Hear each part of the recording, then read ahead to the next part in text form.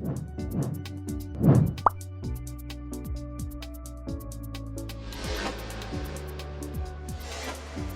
right, everybody. Hey, welcome to another edition of Ask Dr. Berry.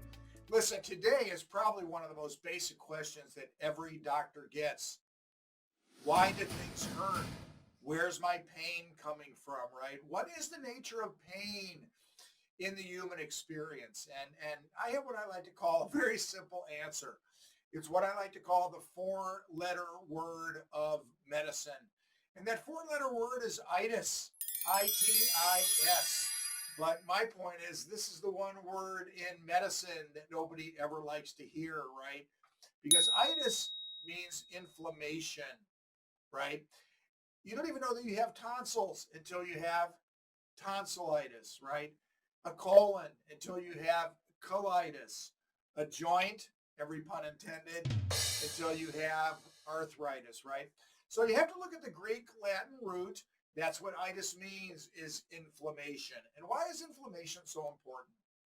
Inflammation is the final bottom process to a traumatic injury, right? Or a autoimmune condition.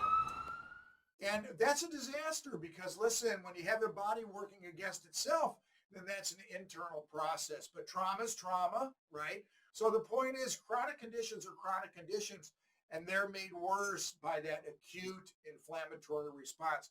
So how does that play into cannabis and medical cannabis? Cannabis uniquely has anti-inflammatory or anti-itis properties, right? THC for sure, one of the 144 different cannabinoids, right? But also the CBD, the CBC, the CBG, and all the other minor cannabinoids in concert with the THC has a very unique anti-inflammatory effect. The beauty of medicinal cannabis is that we can mitigate and moderate the THC effect for each individual, right? That's just the cannabinoids, right? We have flavonoids, we have terpenes. You have to remember that cannabis is a plant. So like many other plants, right, in the, let's call the pharmacopoeia of nature, right? We know, for example, that willow bark, aspirin, is also an anti-inflammatory, right? That's why steroids are so helpful, because they are the best of the anti-inflammatories, right? But you can't use steroid compounds every day because they have their serious side effects on the immune system, on bones and joints and cartilage, things of that nature. So you can't keep injecting a joint with cortisone to reduce inflammation. You can't keep taking it orally because there are significant side effects, right, on many different organ systems. That's why all of the other anti-inflammatories besides steroids have a broad category of NSAIDs, right? Non-steroidal anti-inflammatory drugs, aspirin being the classic. Believe it or not, everybody, in the old days, you would have to take 16 aspirin a day. That was 2 every 4 hours or so, and I hope the math is right. But the point is, a massive amount of aspirin that would cause unbelievable gastrointestinal and stomach problems, worst that being a gastritis or bleeding, right? Now, you can take one anti-inflammatory pill a day, a Celebrex, for example, and many others. But they also have their side effects on liver, kidneys, stomach. Cannabis uniquely can offer an anti-inflammatory effect with a very minimal side effect profile, and especially when you mitigate that THC portion to the extent of where you get your benefits and not necessarily the mental effects that many people are trying to avoid.